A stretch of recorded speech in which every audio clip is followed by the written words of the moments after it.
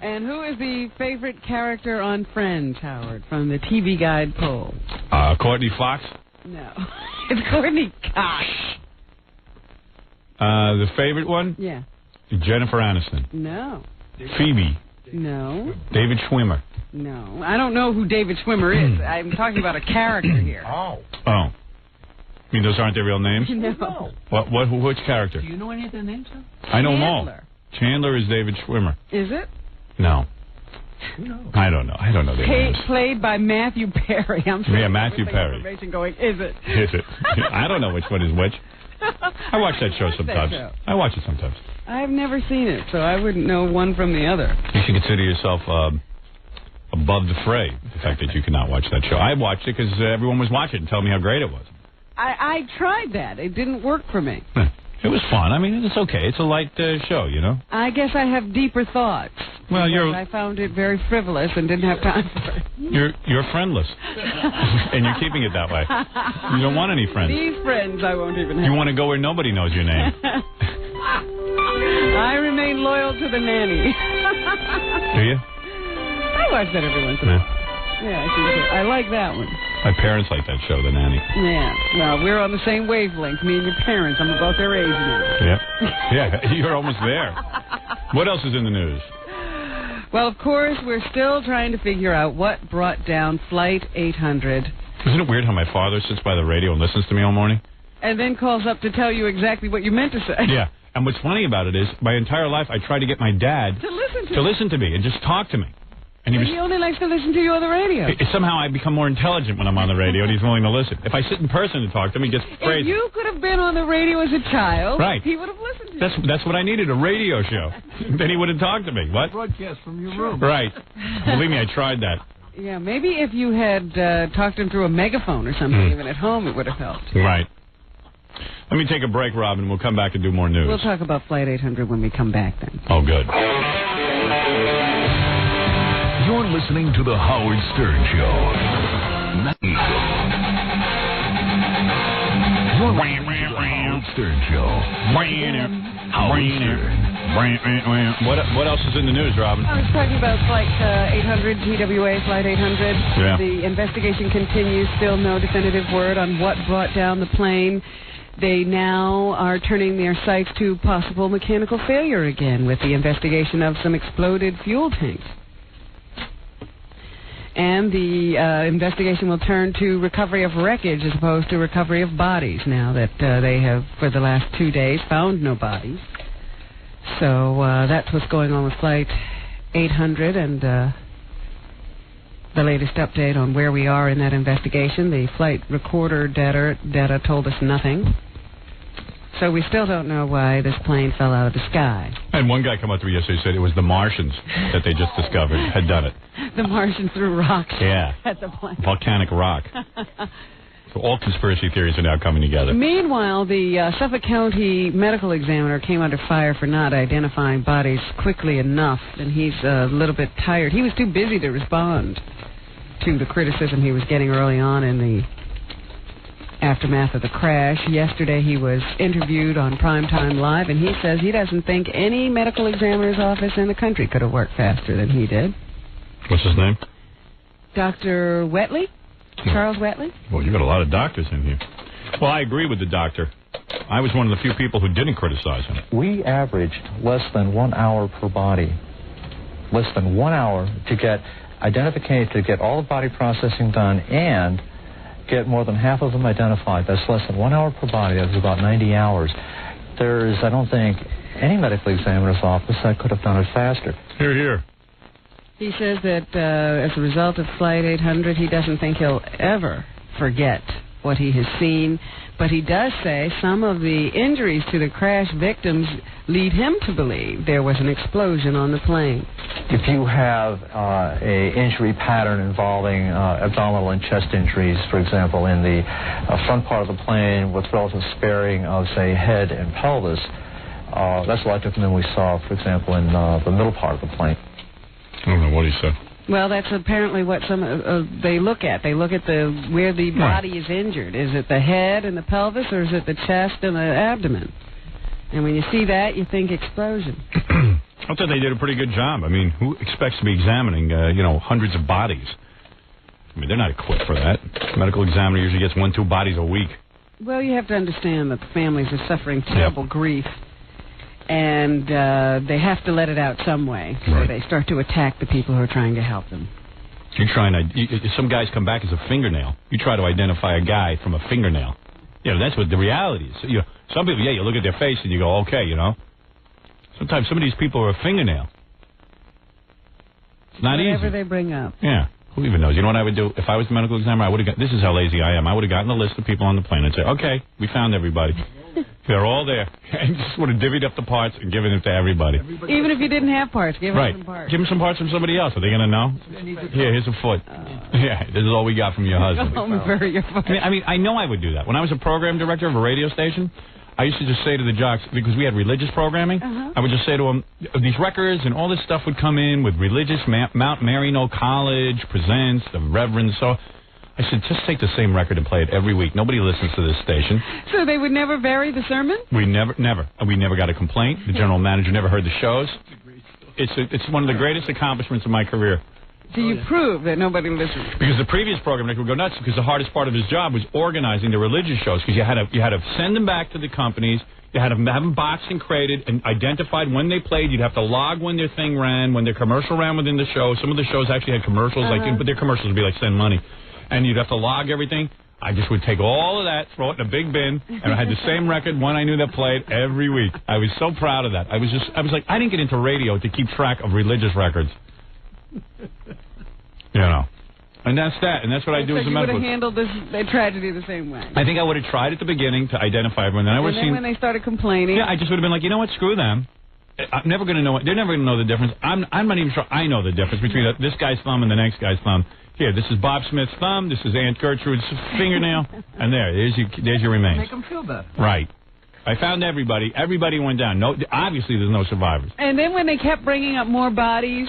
Well, I'd say, there's more. There's someone else. And they had 2 feet already, and you've given somebody a foot. Hey, stowaways. Spare parts. Spare parts. No, I'd say, hey, well, obviously, I found their toe and stowaways. Then I'd cut off that cadaver's toe, and you know what I'm saying. I can flub it. You just remove feet at that point. I already found this one. Chop it off. They find like 50 extra people. Go, man, it's amazing. How'd they get all these extra people? No wonder it went down. It was heavy. It would be like Amos and Andy, the coroner. Meanwhile, I mean, this is no time to be having such levity, Howard. Right. A spy plane crashed. Jackie. In California, Oroville, California, as a matter of fact. The plane crashed in the parking lot of the Oroville Mercury Register, a newspaper out there, killing the pilot and a woman who had just walked out of the newspaper building because it crashed right on her. Too bad it didn't land on a law firm. Ah, jeez. Then everyone would be rejoicing. Just imagine, you're running around doing your thing, and a plane hits you as you're walking out of a building. Her body was first found by a guy named Ranjit Jahal. Why couldn't the plane fall on Scott Ginsburg from Evergreen Media? Because only the good die young, Howard. Yeah. Ranjit Jahal was the first guy to run over and see this woman's body after it was hit by the plane. He's a businessman, and here's what he saw. Here's the question I got to ask you. Why would a spy plane be spying on a newspaper? Thank you. Now, what is this guy's name? Ranjit Jahal. And he's an American? Well, we come from everywhere. Unfortunately. She was face down, and there's no clothes on her. Clothes are gone. Now, just a minute. Not only are you hit by a plane walking out of a building, it takes all your clothes off. Yeah, I guess you don't care at that point. Why do your clothes come? I guess they burn off. It's amazing what happens to you when you get some of this stuff. I know. I often... people get hit by cars, their shoes and socks come off. Which is amazing. Yeah.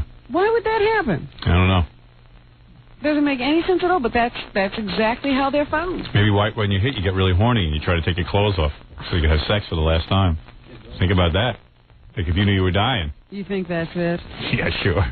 Yeah, because I'm a 3-year-old. Of course I think that's it. Well, the plane was, I guess, this was a training mission from Beale Air Force Base. You get horny and you take your clothes off at your last. Stop repeating yourself. That was Come on, a stupid thought when you said it over Every and over. stupid thought I'm in love with. Yeah. Right. Stop saying it over and over. I'm just thinking about it. Robert Beeler is the commander of the Beale Air Force Base out there, and he offers his apologies.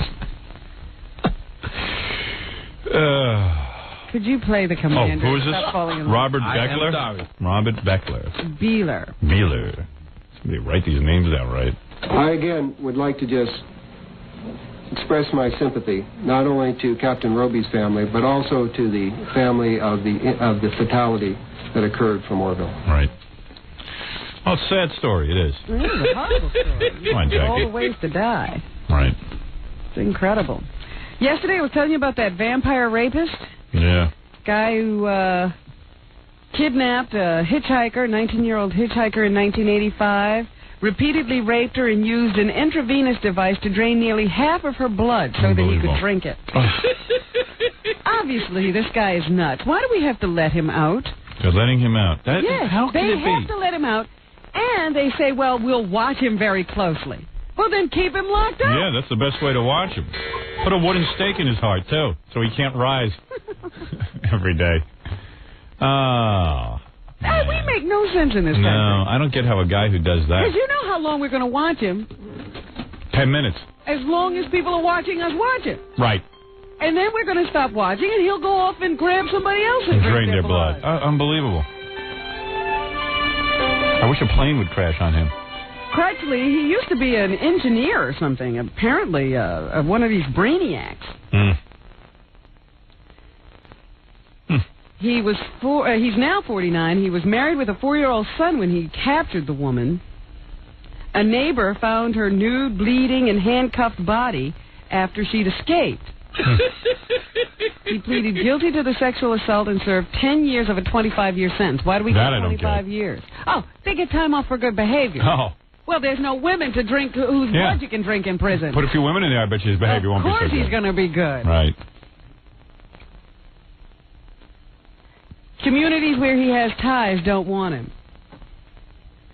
Duh. They first tried to ship him to Clarksburg, West Virginia, where his mother lives, but officials there said, oh, no, we don't want him back here. So they have to keep him down in Florida. He's like a toxic waste dump. Nobody wants him. Some Christian mission tried to take him. They got bomb threats.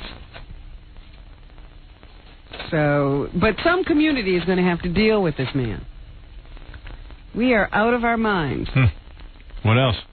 There was an execution in Missouri. They found a way to get rid of one of these guys. Thank God. Thomas Henry Battle. He died by lethal injection for the 1980 rape and murder of Bertie Johnson, an 82-year-old neighbor. Wow. She used to call him Sweet Boy. Yeah. Well, he fixed her. Man. It's amazing. Michael Irvin, the Dallas Cowboy who pleaded no contest to drug possession charges a few weeks ago, he still can't play. He's suspended from something like the first 5 games of the regular season, but he showed up at the Dallas Cowboy practice yesterday and didn't want to talk about himself, wanted to talk about his return to football. Here's Michael Irvin. Everybody know I got a while before I play football again, but just being out here and getting myself mentally back into football, it's a great thing for me. I wonder at what point in a guy's life he ever realizes that the sentence is everybody knows instead of everybody know that. You know what I mean? Like here's a guy. He's like just you Do you think that being everybody around him starts to talk the way he does, so he never hears it said properly? I don't know. I mean, you have to watch TV and hear like millions of people go, everybody knows KNOWS that, but everybody know that. Nobody corrects him. You think nobody corrects him, or you can't hear it? But yeah, don't you hear that it's wrong, or do you just assume that it's cool? Like, is it cool to talk that? I mean, I just wonder. Like, the guy's got to be fairly bright. I mean, he's. Why do you say that? He's a football player. I mean, he should be able to learn how to speak. I mean, it's just a mimicry. You ever hear it? Yeah, forget it. Anyway, I got to take a break here. It's like a guy who never loses an accent, maybe. Yeah. You know, even though he's been in the country 30 years. Yeah. Right, okay. Maybe it's the same thing. Everybody know that. Everybody know that. Everybody know I got a while before. Everybody know I got. Like, don't you know that's like everybody knows I've got? Play football again, but you know. There's another Michael Irvin there. What else did you say? I'm afraid to find out. I just don't like to ask him that. I'd like to interview him. Maybe we'll get him on the show. Yeah, maybe we can get him on. He doesn't want to talk about his drug deal, so maybe he wants to talk about his the English language. Command of the language. I'm Michael, and I've always said that's the only man I could ever be. You know what I mean? You ever see me being anything else, then it's time for me to walk away. When I'm on the football field, I'm going to be Michael. I'm going to be the Michael that enjoy the game like I enjoy. That enjoy the game. I'm going to be the Michael that enjoy the game. Like, do you feel dumb doing that, or like I'm going to be the Michael that enjoy the game? And like, do the journalists sit there and snicker when he does that? No, I don't think those sports journalists snicker. I wonder if they start talking like that. Well, we know you enjoy the game, but... Well, that's what I'm wondering. If they start... in order to be understood, do they have to speak the same way? Daff. What is daff? Daff's not a word. Daff. Daff. Sounds like daff. Everybody know daff. What's that? I don't know what he's talking about. Everybody know daff.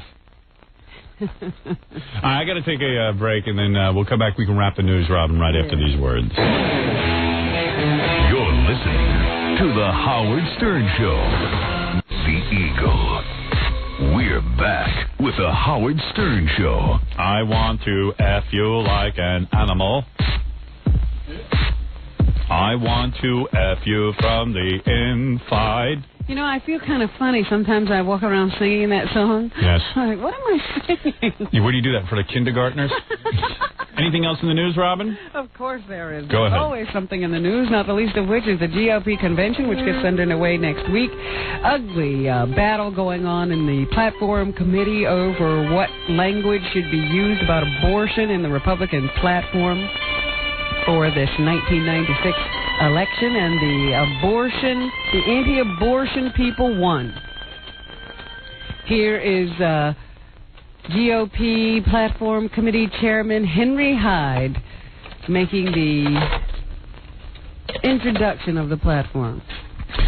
With trust in God and in fidelity to generations past and generations to come, we respectfully submit this platform to the American people. What's the platform? We don't know. All we know is that it's going to be opposed to abortion. Opposed to abortion? Yeah. So the pro-life forces won. Well, didn't you hear him? Yeah. We under God. God. Well, this religious right has Pandering. Yeah, has cost Bob Dole the election. Because people feel very strongly about abortion, and they're all for it. And Bob Dole's running mate better be Jesus Christ, because I can't see any other way out of it. That's the only guy who can get him elected? Possibly. And that's Maybe. not a lot. Because, you know, we don't even know Jesus Christ's political views. I suspect most people would think he was a communist. A liberal. Right, a liberal. He's like for helping people and junk, and none of us are for that. So go ahead, Robin. A real liberal. A real liberal. That Jesus Christ. You know, Pat Buchanan would be incensed if Jesus Christ was a running mate of Bob Dole. He'd be like, hey, wait a second. This guy's for welfare. He's for, like, helping people. He's for, like, get out of here with that. He's a hip. With him. He's got long hair and a beard. He's unelectable. He's a hippie. You know, what is this? Get him out. He's bad. He's against the death penalty. All right, come on. Get him out. America's oldest living person has died. Who's that? Jackie's fine. Stop. She was 120 years old. But she looked about 100. She was pretty hot. She never smoked and always kept a 22 in her bra. Yeah. So I guess that's her secret to long life. You'd keep a 22 in your bra, but there's no room in there. God bless you. I don't need a 22. Well, that's a good story for you to read today, because suddenly 44 is no big deal. Yeah, I'm a youngster. Right. You're a punk. So there, don't say anything. Good for you, to me. Robin. Good for you. And finally this morning... Oh, two finally. Go ahead. First of all, there was a band on stage when that explosion went off in Centennial Park down in Atlanta. It was Jack Mack and the Heart Attack on stage. Jeez. And one of the band members says that, you know, the band still can't get over the fact that that happened while they were at this, what should have been a wonderful celebration. Here is John Parauolo. Parauolo? Okay. It's been really hard for myself and the band to to deal with this every day. At some point during the day when I'm talking to somebody, it's just, I close my eyes, I see the flash, I see the bodies, and it's a very hard thing to deal with. Right. They said it took them a while to figure out it wasn't just a firecracker and that something really bad had gone on. They were hoping that they would be part of just a great celebration, and now it's going to go down in history as they were the band on stage when that explosion went off. Tell them not to flatter themselves. I don't think anybody is going to go down in history. Well, you know, they were very upset because what they heard after the reports after the explosion said there was some reggae band on stage. And they don't play reggae? So they started making calls immediately. Oh, they wanted to. So how bad could he feel? It could have been blamed on a reggae band. Yeah. But no, he had to make sure they got it straight, so he started calling. He said, we actually got to talk to Tom Brokaw on NBC. Yeah. And Jackie's only praying that a bomb goes off at one of his appearances. He's going to start setting them. Oh, Tom Brokaw! If an explosion goes over to Jackie, arrest Jackie. I was telling a joke about the chicken and the monkey in the whorehouse. Oh, how'd that go? If there's an explosion at a Jackie show, Jackie should be the prime suspect. Yeah, right. Hey, Tom Brokaw. Yeah. Hey, it was me. It was Jackie on stage. I don't want to go down in history as a comedian with a bomb. Oh, I gotta call you. So were any of your CDs damaged? No. What was the name of that CD? Sergeant Packer. All right. And finally this morning, Kurt Russell reprises his role as Snake Plissken in Escape from L.A. Here he is talking. He helped to write the script, as a matter of fact, with John Carpenter. That's a sure sign that it'll bomb. As soon as the, what does he think of science fiction? Improbable is better than possible. But if you can make the improbable entertaining, I think that's a lot closer to home. So in doing this movie, John and I always sort of walked that line and tried to thread it like that. We tried to say, okay, well, this is certainly happening now, and this is logical. Now, what could happen? And what's the line between improbable and possible? Those must have been some writing meetings with him, pontificating. Yeah, I'm sure he was a big contributor. They probably had to edit out everything he did. Escape from L.A. I call it Escape from Goldie Hawn for 4 months. That's probably what the movie was. Now stop that. Honey, I'll be on location. I love you, but I've had way too much of you. It's working. They're still together. Right. And here's a clip from the movie. Here it is. Escape from L.A. Let's see if they skirt that line of improbable and impossible. Okay. If you go into L.A. Nope, they didn't do it. Back the black box, and you will receive a full pardon for every immoral act you have ever committed in the United States.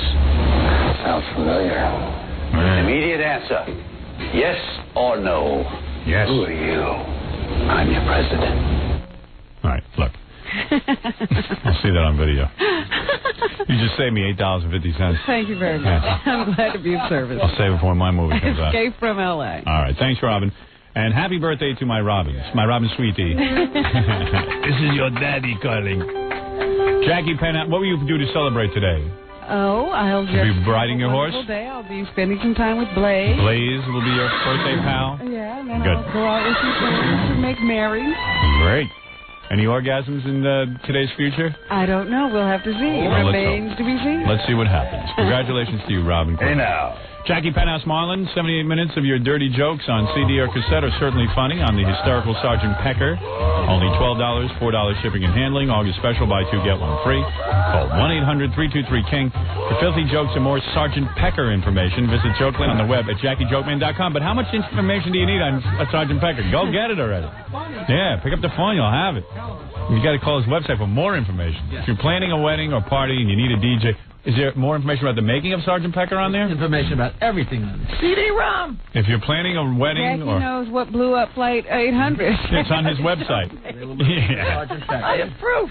If you're planning a wedding or party, Jackie's got proof there's life on Mars on that webpage. You need a DJ, call Scott the Engineer's Rocket Entertainment at 718-BEG-5040. Everything's on there, and we'll see you. Thank you.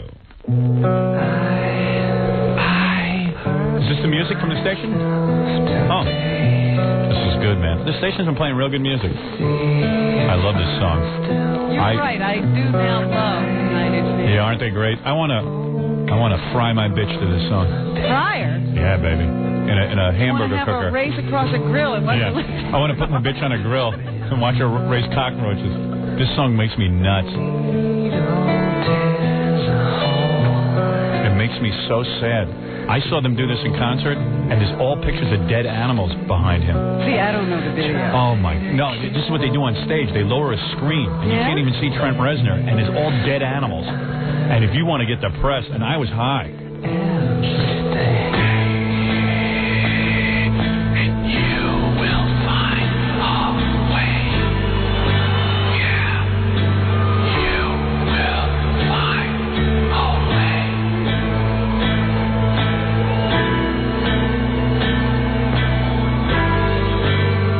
Just who I want to have sex with to this song. I thought you couldn't have sex to this. It makes you think. Depends who you're with.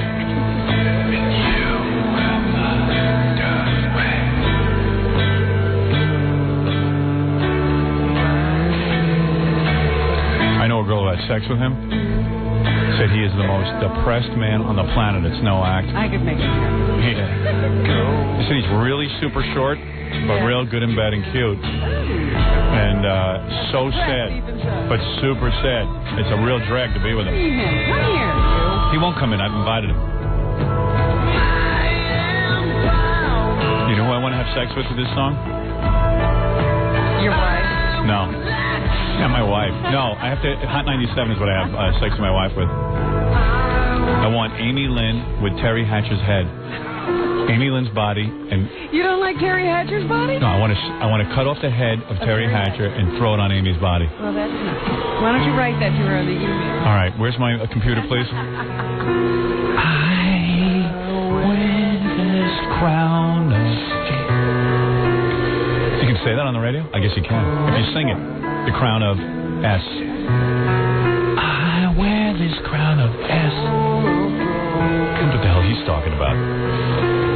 And right at this part, when you hear all that weird crap in the back that sounds like bees, you see this animal.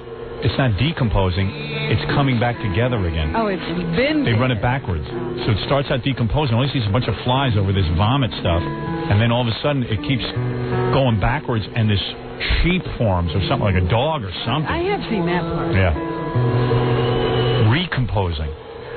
This guy's out there, and I don't think it's contrived. I'd have to get to see it. Yeah. This guy's so depressed, his dog hung himself. Well, how does he work if he's so depressed? Because the only thing that brings Trent pleasure is getting out there and making others miserable. I'm really married to Trent Reznor, and the CIA is keeping me from him. You're psychically linked. I'm psychic, but he talks to me every morning. And I have sex with him. And he cloned me because I'm a Scientologist. Well, you've never seen him of any other kind. And that guy on stage that says he's Trent Reznor isn't really Trent Reznor. He's locked up somewhere. Body double. And those are body doubles. And you were cloned, weren't you? Right. And he's draining my energy. Oh, Trent. Come on, Trent. I'll bend over the chair.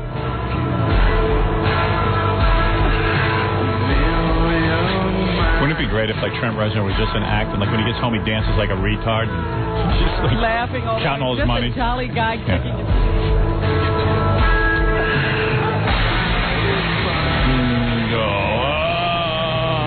Every stripper I meet tells me they had sex with Trent Reznor. Oh, he's every stripper? Yeah. Or they're just entertaining. Well, I don't know. I was in Cleveland. This girl goes, I'm Trent Reznor's girlfriend when he's in Cleveland. I go, really?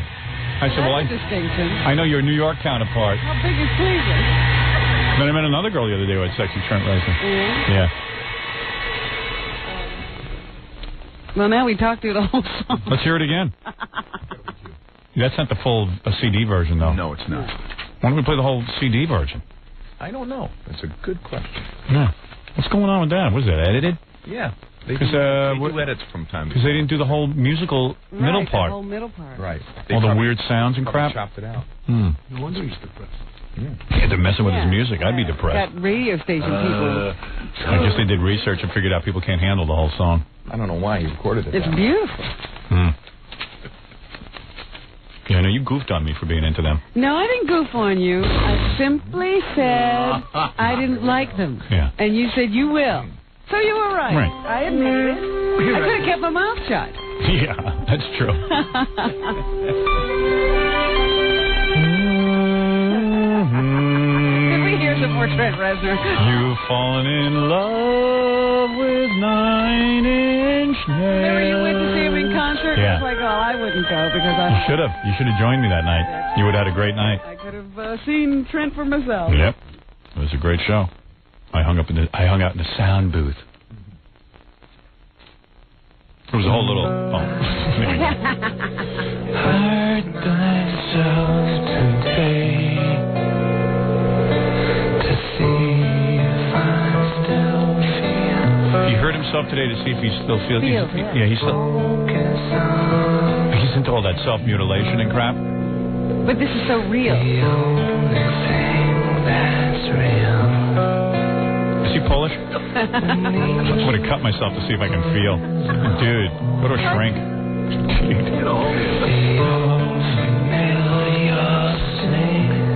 don't even know the words. I could sing a song like this.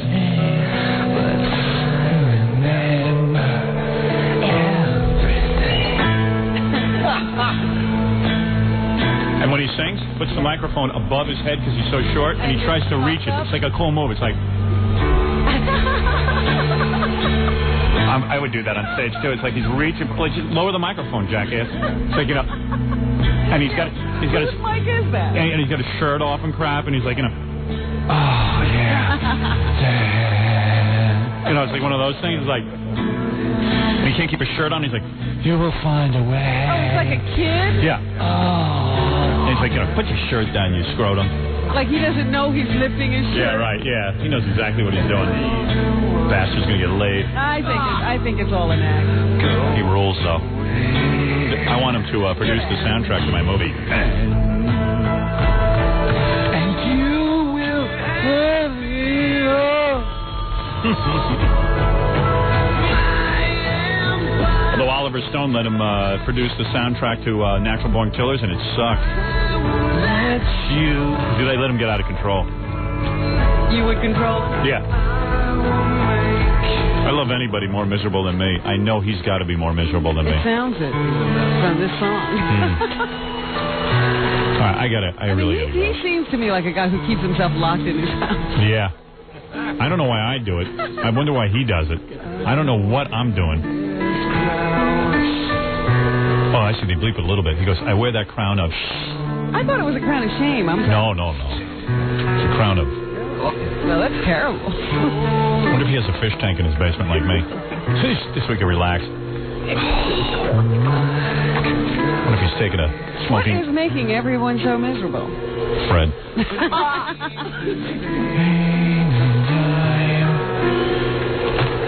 Man, Queer, you're gonna get the fest in Chicago. You're going to be singing like this. Your German daddy's gonna get the fist on stage. You can talk about me, or you can choose not to talk about me, but your ratings are gonna erode because I always win. I always win, and you lose. Same with you jackasses in Austin, Texas. You're gonna lose too. I'm gonna take your whole audience, and when my movie comes out, I'll be a bigger star. I'll have more audience, and you will lose even more, and lose and lose. Larry Word from Evergreen is a piece of human garbage. I will sue Evergreen. I will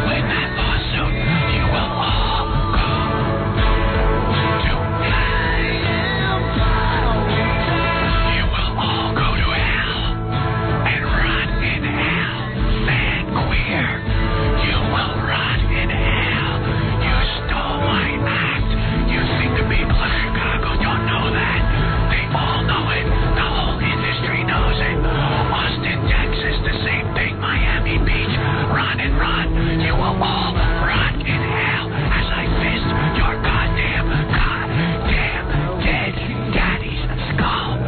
As Jackie and Fred F's the skull of your dead daddy. Your dead daddy. Your daddy knew you were a Howard Stern imitator. You're an Elvis impersonator. I will F your skull of your dead Germanic daddies. All of you and Mark and Brian are my bitches. Mark and Brian are my bitches. And so are you. You are all my bitches. Invented. Bend over. Get ready for the fist. Get ready for the fist. Get ready for the fist. All right. I got to go. I'm really cracking up. Will you stop it? Are you out of your mind? All right. We'll see you later. Bye. Bye. Oh, I'm back. I got to hit CD1. Hold on. Thanks. I'm sat alone in a boggy